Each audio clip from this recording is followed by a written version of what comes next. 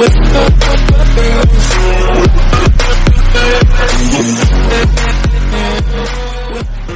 Friends, मैं आपका अपना फ्रेंड अजय यादव आज आपके लिए लाया हूँ एक नए वीडियो जिसमें हम कवक के बारे में पढ़ेंगे। तो सर्वप्रथम इसके अध्ययन में हम इसका परिचय पढ़ते हैं। तो कवक एक कोशिका या कोशिकीय जीव होती हैं। इनकी कोशिका भित्ति काइटिन या कवक सेलुलोज से मिलकर बनी होती है। इनमें क्लोरोफिल नहीं पाई जाती है, जिसके कारण यह प्रकाश संश्लेषण की क्रिया को करने का कार्य नहीं कर सकते। कवक मुख्यतः परजीवी मृत्युकजीवी होते हैं जो दूसरे जीवों के द्वारा पोषण को प्राप्त करने का कार्य करते हैं। कवक की परिभाषा पढ़ते हैं। तो यह लैटिन भाषा का शब्द है जिसका अर्थ मशरूम से होता है। कवक मुख्यतः परजीवी मृत्युकजीवी एवं परपोषी होते हैं। इनमें लैंगिक तथा अनलैंगिक जनन की क्रिया पाई जाती है। इनकी कोशिका भित्ति काइटिन या सेलुलोज से मिलकर बनी होती है।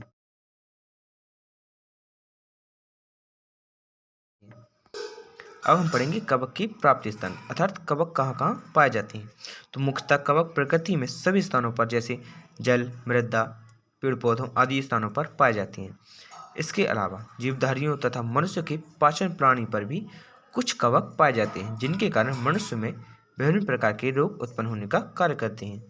अब हम पढ़ेंगे कवकों के सामान्य गुण, अर्थात कवक के मुख्यतः कैसे कैसे गुण पाए जाते हैं। तो कवक यूकेरियोटिक कोशिकाओं से मिलकर बने जीव होते हैं, जिनके कुछ प्रमुख लक्षण निम्नलिखित हैं। तो पहला लक्षण क्या है? तो कवक की कोशिका भित्ति सेलुलोज या काइटिन से मिलकर बनी होती है। इसके अलावा कुछ कवकों में कोशिका भित्ति सेलुलोज से मिलकर बनी होती है। इसका अगला पॉइंट है कवक परपोषी मृत्युकजीवी परजीवी प्रकृति के होते हैं, जो जटिल कार्बनिक पदार्थों को सड़ा गलाकर उन्हें सरल कार्बनिक पदार्थों में परिवर्तित करने का कार्य करती हैं। इसका अगला पॉइंट है कवकों में एक या एक से अधिक केंद्रक उपस्थित रहने का कार्य करते हैं। यह मोस्ट इम्पॉर्टेंट पॉइंट है। हम पढ़ेंगे कवक कायिक लैंगिक अनलैंगिक विधियों के द्वारा जनन की क्रिया को करने का कार्य करते हैं। कवक के शरीर को थैलस कहा जाता है, जिसका निर्माण कवक जड़ तंतुओं के द्वारा किया जाता है। इसके बाद हम पढ़ेंगे अब कवकों का वर्गीकरण। तो कवकों का अध्ययन विज्ञान की जिस शाखा के अंतर्गत किया जाता है उसे कवक विज्ञान या माइक्रोलॉजी कहा जाता है। सन 1961 में प्रोफेसर G.W. मार्टन ने कवकों को दो भागों में बांटने का कार्य किया था। इसका पहला है मैक्रोमाइकोटिन। इसकी कुछ प्रमुख विशेषताएं निम्नलिखित हैं। इनमें पौधे एवं जंतुओं दोनों की गुण पाए जाते हैं। इनका शरीर बहुकेंद्रकी एवं अपघटीय अर्थात अखंडितया या अखंडीय कवक तंतु के रूप में उपस्थित होते हैं। इसमें कोशिका भित्ति नहीं पाई जाती है। ये मृत्युकजीवी एवं परजीवी प्रकृति के होते हैं। इनमें पाए जाने वाले बीजाणुओं की कोशिका भित्ति सेलुलोज से मिलकर बनी होती है। इसके अंतर्गत आने वाले कवक चिपचिपे पदार्थ के स्राव का कार्य करते हैं, जिसे सिलिसम कहा जाता है। इसके बाद हमारा दूसरा है यूमाइक्रोटीना। तो इसके अंतर्गत ऐसे कवक आते हैं जिनके ऊपर कोशिका भित्ति पाई जाती है। इनमें क्लोरोफिल उपस्थित नहीं होता है, अर्थात ये विषम पोषण विधियों के द्वारा पोषण को प्राप्त करने का कार्य करते हैं। ये निम्न भागों में बांटा जाता है। तो इसका पहला भाग है फाइकोमाइसिटीज। इसके अंतर्गत वे कवक आते हैं जिनमें बनने वाले बीजाणु आकार में छोटे एवं स्वयं को लंबे समय तक सुरक्षित बनाए रखने के लिए अनुकूल होते हैं। इस प्रकार के कवकों को माइसिटीज कहा जाता है। इसका अगला है अर्थात सेकंड एस्कोमाइसिटीज। इसके अंतर्गत वे कवक आते हैं जिनके द्वारा एस्कस के निर्माण का कार्य किया जाता है। अगला हमारा बेसिडियोमाइसिटीज। इसके अंतर्गत ऐसे कवक आते हैं जिनमें बेसिडोस्पोर के निर्माण का कार्य किया जाता है। हमारा अगला है चौथा ड्यूटेरोमाइसिटीज। इसके अंतर्गत ऐसे कवक आते हैं जो मृदा में पाए जाते हैं। इनमें लैंगिक जनन नहीं पाया जाता है, इसलिए इनमें कोनिडिया के निर्माण का कार्य किया जाता है। अब हम पढ़ेंगे मोस्ट इम्पोर्टेंट टॉपिक कवक में पोषण विधियाँ। तो कवक में क्लोरोफिल नहीं पाया जाता है, जिसके कारण ये भोजन के निर्माण का कार्य नहीं कर सकते, अर्थात विषम पोषण विधि के द्वारा भोजन को प्राप्त करने का कार्य करते हैं। इस क्रिया को निम्न भागों में बांटा जाता है, जैसे परजीवी सहजीवी मृतजीवी आदि। तो सबसे पहले हम परजीवी के बारे में पढ़ेंगे।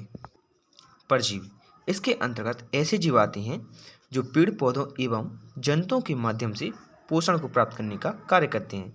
इस प्रकार के जीवों को परजीवी कवक कहा जाता है, जिसे निम्न 3 भागों में बांटा जाता है। पहला है अविकल्पी परजीवी, दूसरा है विकल्पी परजीवी तथा तीसरा है विकल्पी मृत परजीवी। तो सबसे पहले हम पढ़ेंगे अविकल्प परजीवी।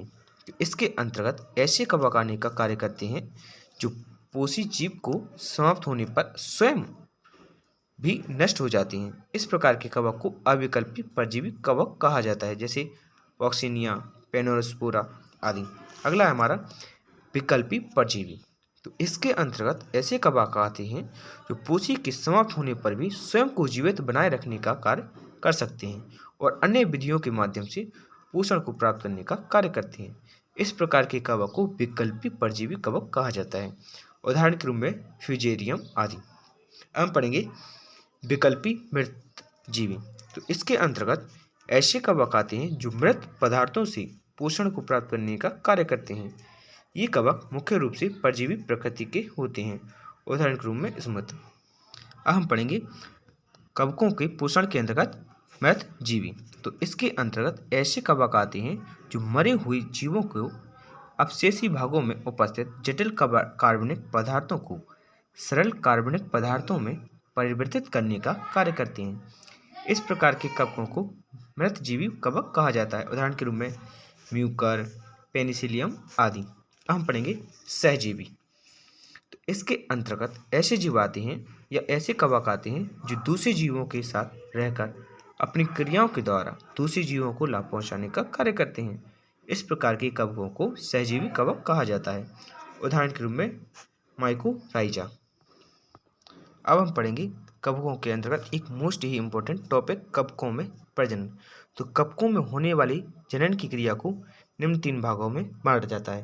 पहला है कायिक जनन, तो इसके बारे में हम पढ़ेंगे। तो इस प्रकार के जनन को निम्न भागों में बांटा जाता है। पहला है खंडन।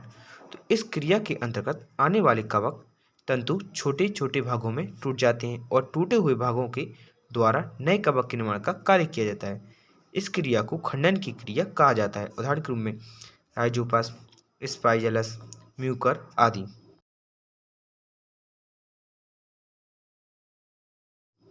अब हम पढ़ेंगे कायिक के अंतर्गत दूसरा ओहेडिया द्वारा।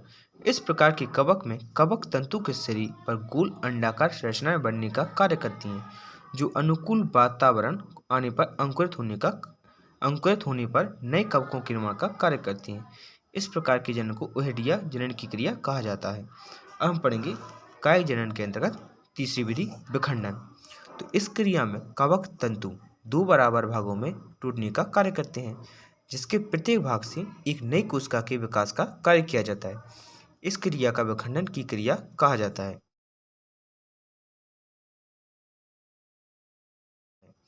हम पढ़ेंगे कवकों में प्रजनन की दूसरी विधि मुकुलन। तो इस विधि में कोशिका के ऊपर एक छोटे से उभार के निर्माण का कार्य किया जाता है, जो अनुकूल वातावरण आने पर मात्र कोशिका से या मादा कोशिका से अलग होने कर नए जीव को जन्म देने का कार्य करता है। इस क्रिया को मुकुलन की क्रिया कहते हैं। अब हम पढ़ेंगे कवकों में जनन की दूसरी विधि अनलैंगिक जनन। पहले हमने इसके पहले कवकों में कायिक जनन की विधि पढ़ी थी। अब हम पढ़ेंगे अनलैंगिक जनन की विधियां, फिर पढ़ेंगे हम लैंगिक की जनन की विधियां। तो सर्वप्रथम अनलैंगिक जनन की विधियां पढ़ेंगे। कवकों में अनलैंगिक जनन की क्रिया विषाणुओं के द्वारा संपन्न होती है।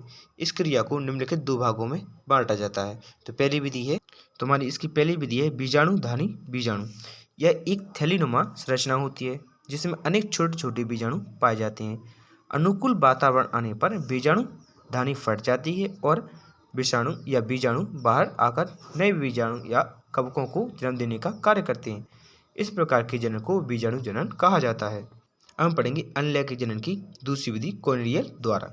इस क्रिया में कवक तंतु के सिरों पर मूल संरचनाएं बनने का कार्य करती हैं, जिन्हें कोनिडिया कहा जाता है। अनुकूल वातावरण आ जाने पर यह कवक तंतुओं से मुक्त होने का पर अंकुरण का कार्य करते हैं तथा नए कवक के निर्माण का कार्य करते हैं। इस क्रिया को कोनिडियो जनन की क्रिया कहते हैं। हम पढ़ेंगे कवकों में जनन की तीसरी विधि लैंगिक जनन विधि। तो इसके अंतर्गत कवक में होने वाली लैंगिक जनन की क्रिया को निम्न 3 भागों में या 3 चरणों में बांटा जाता है। तो पहला क्या है? प्लाज़्मोगेमी। इस क्रिया में 2 कवक एक दूसरे के संपर्क में आने का कार्य करते हैं तथा कुछ समय बाद इनके माध्य पाई जाने वाली कोशिका भित्ति नष्ट हो जाती है और एक कोशिका का जीव द्रव्य दूसरी कोशिका में प्रवेश कर जाता है। इस प्रकार एक कोशिका से या एक कोशिका में 2 केंद्रक उपस्थित रहने का कार्य करते हैं। इस क्रिया को प्लाज़्मोगेमी की क्रिया कहा जाता है। अब इसका दूसरा चरण पढ़ेंगे जिसमें केंद्रक संलयन। इस अवस्था में कोशिका में उपस्थित दोनों केंद्रक आपस में क्रिया कर लेते हैं जिसके फलस्वरूप कोशिका में द्विगुणित केंद्रक उपस्थित रहने का कार्य करता है। इस क्रिया को कैरियोनोमी की क्रिया कहते हैं। अब इसका तीसरा चरण है अर्धसूत्री विभाजन। तो केंद्रक के जुड़ने के पश्चात द्विगुणित केंद्रक विभाजन की क्रिया को करके अगुणित केंद्रक के निर्माण का कार्य करता है। इस क्रिया को अर्धसूत्री विभाजन की क्रिया कहते हैं। अब हम पढ़ेंगे कवकों का आर्थिक महत्व, अर्थात हमारे जीवन में कवकों का आर्थिक महत्व क्या है। तो आर्थिक दृष्टि के अनुसार कवक अति महत्वपूर्ण जीव होते हैं जिनके कुछ लाभदायक कार्य निम्नलिखित हैं। तो हमारा पहला क्या है? इनका उपयोग औद्योगिक स्तर पर शर्करा के किण्वन के द्वारा एल्कोहल के निर्माण में किया जाता है। पेनिसिलियम कोमेबिलिटी नामक कवक का उपयोग पनीर के निर्माण में किया जाता है। कवक का उपयोग औद्योगिक स्तर पर डबल रोटी के निर्माण में किया जाता है जैसे सैक्रोमाइसिस रोबेसिस आदि। कवक का उपयोग विभिन्न प्रकार के कार्बनिक अम्लों के निर्माण में भी किया जाता है जैसे ऑक्सैलिक अम्ल, ग्लूकोनिक अम्ल, साइट्रिक अम्ल आदि। अगला है इसका कवक का उपयोग विटामिन प्रोटीन के निर्माण में किया जाता है। कुछ कवकों का उपयोग एंटीबायोटिक्स जैसे औषधियों के निर्माण में भी किया जाता है। पेनिसिलियम नाइट्रोटिक्रम नामक कवक का उपयोग पेनिसिलिन के निर्माण में किया जाता है। इसका उपयोग मृदा में खनिज तत्वों की मात्रा को बढ़ाने के लिए भी किया जाता है। कुछ कवक मृदा में पाई जाने वाली प्रोटीन का अपघटन करके अमोनिया के निर्माण का कार्य करते हैं जिसका उपयोग पौधों के द्वारा किया जाता है। हमारे जीवन में कुछ कवकों का हानिकारक भी प्रभाव है जैसे कुछ कवक भोज्य पदार्थों को सड़ा कर उसे नष्ट कर देते हैं जैसे म्यूकर, राइजोपस आदि। कुछ कवक पेड़ पौधों में रोग को उत्पन्न करने का कार्य करते हैं जैसे लाल सड़न रोग।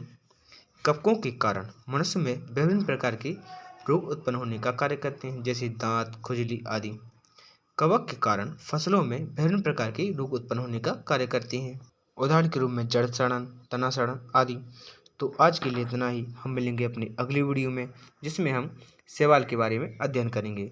तो वीडियो को लाइक कीजिए, दोस्तों को शेयर कीजिए और चैनल को सब्सक्राइब कीजिए ताकि हमारा वीडियो सबसे पहले आप तक पहुंच सके।